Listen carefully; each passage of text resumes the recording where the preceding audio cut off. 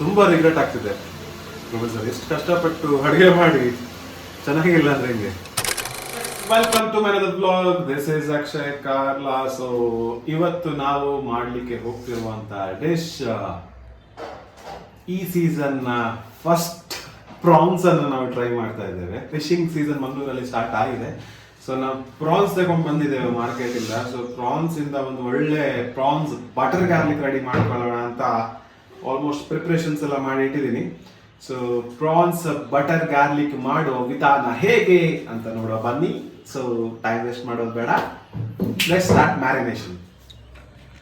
So ಪ್ರಾನ್ಗೆ ನಾನು first ಹಾಕ್ತಾ ಇದ್ದೀನಿ ಒಂದು 2 ಟೀ ಸ್ಪೂನ್ ಅಷ್ಟು ವಿನೆಗರ್ ಇಲ್ಲ ಅಂತ ಹೇಳಿದ್ರೆ ನಿಂಬೆ ಹಣ್ಣನ್ನು ಕೂಡ ಹಾಕೋಬಹುದು. 2 ಟೀ ಸ್ಪೂನ್ ಅಷ್ಟು ನಾನು ಸೋಯಾ ಸಾಸ್ನ ಹಾಕೊಳ್ತಾ ಇದ್ದೀನಿ. ಚೈನೀಸ್ ಆಗಿರೋದ್ರಿಂದ ನಮಗೆ ಸೋಯಾ ಸಾಸ್ ತುಂಬಾ ಇಂಪಾರ್ಟೆಂಟ್ ಆಗುತ್ತೆ. ಸೊ 2 ಟೀ ಸ್ಪೂನ್ ನಾನು ಸೋಯಾ ಸಾಸ್ ಹಾಕೊಳ್ತಾ ಇದ್ದೀನಿ. ಸೊ ಇದು ಆಲ್ಮೋಸ್ಟ್ ನಾವು 1 kg ಪ್ರಾನ್ಸ್ ಪರ್ಚೇಸ್ ಮಾಡಿದ್ವಿ.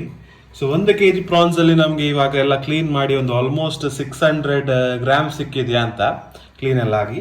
ಸೊ ಇದಕ್ಕೆ ಸ್ವಲ್ಪ ಹಾಕೊಳ್ತಾ ಇದ್ದೀನಿ ನಾನು ಫೈನ್ಲಿ ಚಾಪ್ಡ್ ಗ್ರೀನ್ ಚಿಲ್ಲೀಸ್ನ ಸ್ವಲ್ಪ ಚಿಟಿಕೆ ಅಷ್ಟು ಹಾಕೊಳ್ತಾ ಇದ್ದೀನಿ. ಇದ್ರ ಮೇಲೆ 1 ಟೀ ಸ್ಪೂನ್ ಅಷ್ಟು ಜಿಂಜರ್ ಗಾರ್ಲಿಕ್ ಪೇಸ್ಟ್ ಹಾಕೊಳ್ತಾ ಇದ್ದೀನಿ. 2 ಟೀ ಸ್ಪೂನ್ ಅಷ್ಟು ಕಾರ್ನ್ಫ್ಲವರ್ನ ಹಾಕೊಳ್ತಾ ಇದ್ದೀನಿ.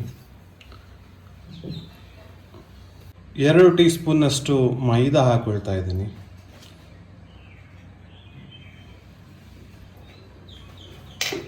ರುಚಿಗೆ ತಕ್ಕಷ್ಟು ಉಪ್ಪನ್ನು ನಾನಿಲ್ಲಿ ಆ್ಯಡ್ ಮಾಡ್ಕೊಳ್ತಾ ಇದ್ದೀನಿ. ಹೋಲ್ ಎಗ್ ವೈಟ್ನ ಇದಕ್ಕೆ ಹಾಕೊಳ್ತಾ ಇದ್ದೀನಿ. ಎಸ್, ಆಲ್ಮೋಸ್ಟ್ ನಮ್ದೆಲ್ಲ ಇಂಗ್ರೀಡಿಯೆಂಟ್ಸ್ ಆ್ಯಡ್ ಮಾಡಿ ಆಗಿದೆ. ಸೊ ಇನ್ನು ಇದನ್ನು ಕಂಪ್ಲೀಟಾಗಿ ಮಿಕ್ಸ್ ಮಾಡೋದು. ಸೊ ಪ್ರಾಪರ್ ಪಕೋಡ ಥರ ಇದು ಆಗಬಾರ್ದು, ಲೈಟಾಗಿ ಒಂದು ಮ್ಯಾರಿನೇಟ್ ಆಗಬೇಕಿದು. ಕೋಟಿಂಗ್ ಎಲ್ಲ ಪಕೋಡ ಥರ ಆಗಬಾರ್ದು.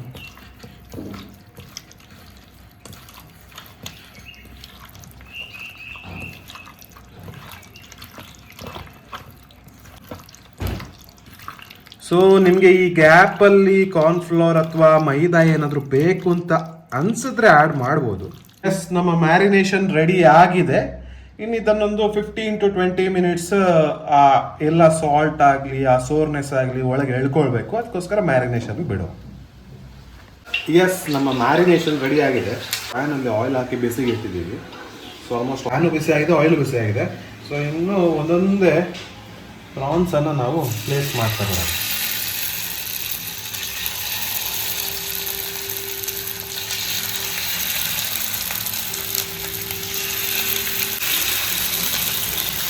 ಪ್ರಾನ್ಸ್ ಫ್ರೈ ಆಗುತ್ತೆ. ಇಲ್ಲಿ ಜಾಸ್ತಿ ಟೈಮ್ ಏನು ಬೇಕಾಗಿಲ್ಲ, ಒಂದು 5-10 ನಿಮಿಷದಲ್ಲಿ ಫ್ರೈ ಆಗುತ್ತೆ. ಆದಷ್ಟು ನೋಡಿಕೊಂಡು ಜಾಗ್ರತೆಯಲ್ಲಿ ಫ್ರೈ ಮಾಡಬೇಕು, ಹೋಗಿದ್ರೆ ಹಾಳಾಗುತ್ತೆ ಆ್ಯಂಡ್ ಸಿಗಿದೋಗುತ್ತೆ.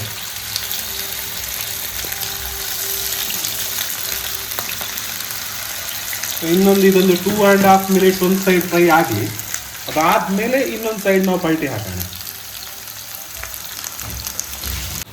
ಸೊ 2.5 ಮಿನಿಟ್ ಫ್ರೈ ಆಗಿದೆ ಇದು. ಇನ್ನು ಇದನ್ನು ಇನ್ನೊಂದು ಸೈಡ್ ಪಲ್ಟಿ ಮಾಡೋಣ. ನೋಡಿ ಯಾವ ಥರ ಈ ಸೈಡ್ ರೋಸ್ಟ್ ಆಗಿದೆ ಅಂತ. ಯಾವುದು ಜಾಸ್ತಿ ನಿಮಗೆ ಪಕೋಡ ಟೈಪ್ ಇಲ್ಲ, ಲೈಟಾಗಿ ಆ ಕೋಟಿಂಗ್ ಇಟ್ಕೊಂಡಿದೆ. ಆ್ಯಂಡ್ ಈ ಥರನೇ ಇರಬೇಕು. ಜಾಸ್ತಿ ಕೋಟಿಂಗ್ ಜಾಸ್ತಿ ಆದರೆ ಅದು ನಮಗೆ ಮಾಂಸಕ್ಕಿಂತ ಜಾಸ್ತಿ ಕೋಟಿಂಗ್ಗೆ ತಿನ್ನುವಾಗುತ್ತೆ. ಆ ಥರ ಇರಬಾರ್ದು. ಸೊ ಎಲ್ಲನೂ ಪಲ್ಟಿ ಮಾಡ್ತಾ ಬರೋಣ. ಎಸ್, 2 ಸೈಡ್ ಫ್ರೈ ಆಗಿದೆ. ಇನ್ನು ಇದನ್ನು ಒಂದೊಂದಾಗೆ ತೆಗೆದು ಸೈಡಲ್ಲಿ ಪ್ಲೇಟಲ್ಲಿ ಇಟ್ಕೊಳ್ಳೋಣ.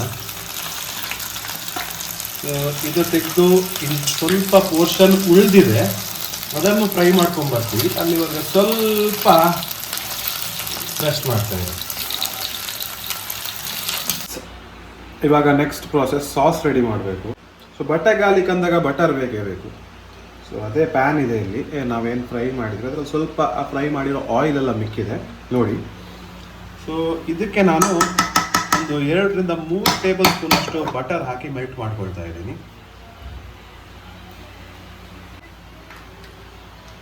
ಸೊ ಇದನ್ನೆಲ್ಲ ಪ್ಯಾನಿಗೆ ಹಾಕ್ಕೊಂಡು ಬಟರನ್ನು ಕಂಪ್ಲೀಟ್ ಮೆಲ್ಟ್ ಮಾಡುವ. ಬಟರ್ ಬಿಸಿ ಆಗಲಿ. ಅದಾದಮೇಲೆ ನೆಕ್ಸ್ಟ್ ಸ್ಟೆಪ್ಪಿಗೆ ಹೋಗೋಣ ನಾವು. ಸೊ ಬಟರ್ ಎಲ್ಲ ಮೆಲ್ಟ್ ಆಗಿದೆ. ನಾನು ಇದಕ್ಕೊಂದು 4 ಟೀ ಸ್ಪೂನ್ನಷ್ಟು ಗಾರ್ಲಿಕ್ನ ಹಾಕೊಳ್ತಾ ಇದ್ದೀನಿ ಚಾಪ್ ಮಾಡಿ. ಸೊ ಬಟರ್ ಗಾರ್ಲಿಕ್ ಅಂದಮೇಲೆ ಬಟರು ಜಾಸ್ತಿ ಇರಬೇಕು, ಗಾರ್ಲಿಕ್ಕು ಜಾಸ್ತಿ ಇರಬೇಕು. ಸೊ ಇದೇ ಎನ್ಹ್ಯಾನ್ಸ್ ಮಾಡೋದು ಫ್ಲೇವರ್ನ, ಬಟರ್ ಆ್ಯಂಡ್ ಗಾರ್ಲಿಕ್. ಇದನ್ನ ಸ್ವಲ್ಪ ಮಿಕ್ಸ್ ಮಾಡ್ಕೊಳ್ಳೋಣ. ಇದಾದ್ಮೇಲೆ ಇದಕ್ಕೆ ಒಂದು 2 ಗ್ರೀನ್ ಚಿಲ್ಲಿನ ಫುಲ್ಲಿ ಚಾಪ್ ಮಾಡಿ ಹಾಕೊಂಡಿದ್ದೀನಿ. ಸೊ ನಿಮಗೆ ಖಾರಕ್ಕೆ ಎಷ್ಟು ಬೇಕೋ ಅಷ್ಟು ಹಾಕೋಬೋದು. ನಾನೊಂದು 2 ಹಾಕೊಂಡಿದ್ದೀನಿ.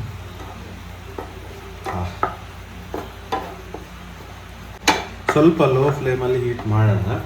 ನೆಕ್ಸ್ಟ್ ಇದಕ್ಕೆ ಹಾಕೊಳ್ತಾ ಇದ್ದೀನಿ ಸ್ಪ್ರಿಂಗ್ ಆನಿಯನ್, ಇದು ವೈಟ್ಸು, and coriander stems. Coriander leaf ಅಲ್ಲ, ಕೊರಿಯಾಂಡರ್ ಸ್ಟೆಮ್ ಹಾಕೊಳ್ತಾ ಇದ್ದೀನಿ.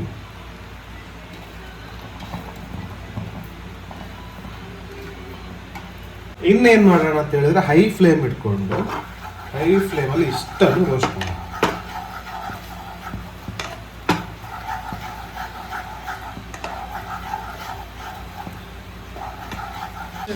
ಸೊ ಇದಕ್ಕೆ ನಾನು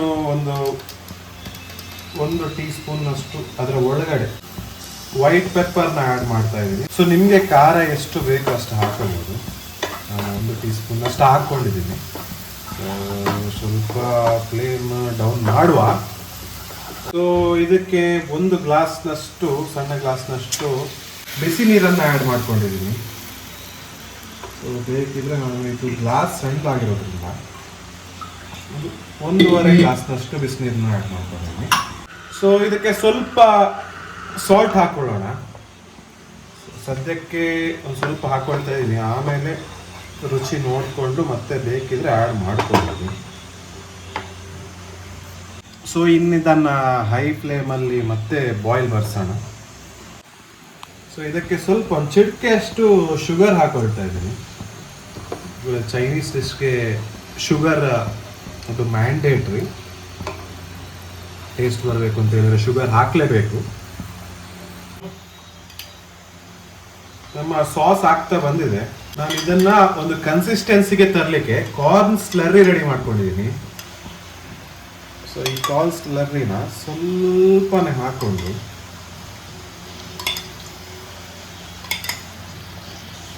ಇಮಿಡಿಯೇಟ್ಲಿ ಮಿಕ್ಸ್ ಮಾಡ್ಕೋಬೇಕು. ಸ್ವಲ್ಪ ಕನ್ಸಿಸ್ಟೆನ್ಸಿ ತರಬೇಕು, ಅದಕ್ಕೋಸ್ಕರ.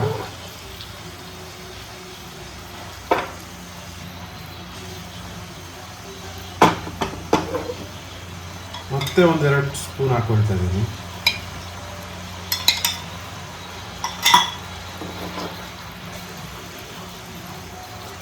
ಇನ್ ಬಿಟ್ವೀನ್ ನೀವು ಟೇಸ್ಟ್ ನೋಡ್ಕೊಳ್ಳಿ.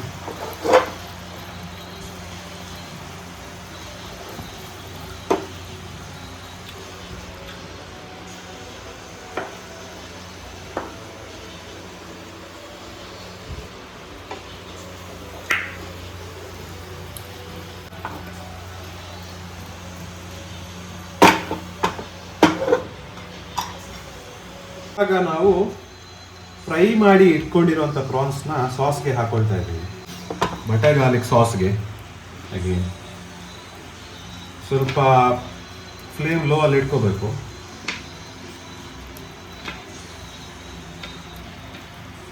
ಇನ್ನು ಇದರ ಮೇಲೆ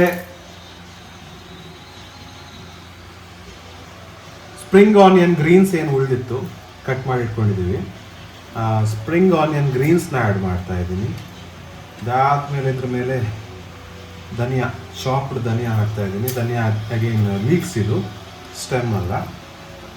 ಸೊ ನೆಕ್ಸ್ಟ್ ಪ್ರಾಸೆಸ್, ಗ್ಯಾಸ್ ಸ್ಟವ್ನ ಸ್ವಲ್ಪ ಹೈ ಫ್ಲೇಮಲ್ಲಿ ಇಟ್ಕೊಂಡು ಟಾಸ್ ಮಾಡಬೇಕು.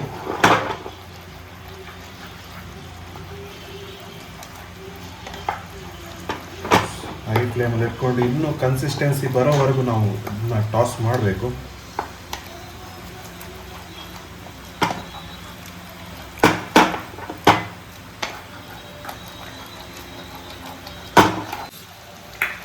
ಫೈನಲಿ ನಮ್ಮ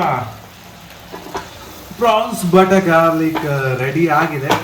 ಇನ್ನು ಇದು ತಿನ್ನಲಿಕ್ಕೆ ರೆಡಿ ಇದೆ. ಇಮಿಡಿಯೇಟ್ಲಿ ಚೈನೀಸನ್ನು ಏನು ಮಾಡಬೇಕು ಅಂದರೆ ಬೇಗ ಬೇಗ ಬಿಸಿ ಇರಬೇಕಾದ್ರೆ ತಿನ್ನಬೇಕು. ಇಮಿಡಿಯೇಟ್ಲಿ ಇದನ್ನು ತಿಂದು ಟೇಸ್ಟ್ ಇದೆ ಹೇಗಿದೆ ಅಂತ ನೋಡೋಣ ಬನ್ನಿ.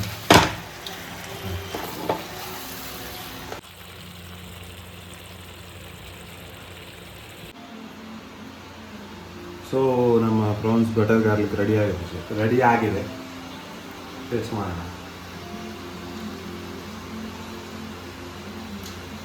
ದಾಲ್ ಐತೆ ಹಾಕಿದೆ, ಏನೂ ಚೆನ್ನಾಗಿರಲಿಲ್ಲ.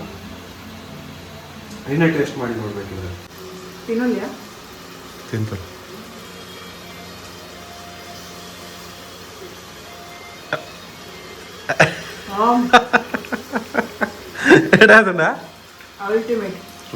ಒಂಚೂರು ಚಮಕ್ ಕೊರ್ಕ ಬಂದು ನಾಳೆ ಎಡ್ಡತ್ ಜೀತ್ ಬಂಗ ಬರ್ತದ ಒಂಚೂರು ಚಮಕ್ ಕೊರ್ಕ ಅಂತ ಬಂದ್ ಬನ್ನಿ ಮಲ್ತ್ಪಾಡ್ ನೀರು. ಓ ನೈಸ್. ಓಕೆ, ಇದಾಗಿತ್ತು ಇವತ್ತಿನ ಡಿಶ್. ಪ್ರೊಫೆಸರಿಗೆ ತುಂಬಾ ಇಷ್ಟ ಆಗಿದೆ. ಪ್ರೊಫೆಸರಿಗೆ ಸ್ವಲ್ಪ ಚಮಕ್ ಕೊಡುವಂತ ಏನು ಚೆನ್ನಾಗಿಲ್ಲ ಡಿಶ್ ಅಂತ ಹೇಳಿದೆ, ಬಟ್ ಲಿಟ್ರಲಿ ತುಂಬಾ ಚೆನ್ನಾಗಿತ್ತು. ಇದಾಗಿತ್ತು ಇವತ್ತಿನ ಬ್ಲಾಗ್. ಇನ್ನಷ್ಟು ಬ್ಲಾಗ್ ಜೊತೆ ಮತ್ತೆ ನಾವು ಬರ್ತಾ ಇರ್ತೀವಿ. ಸಬ್ಸ್ಕ್ರೈಬ್ ಮಾಡಿ ನಮ್ಮ channel. Till then take care, bye, see you.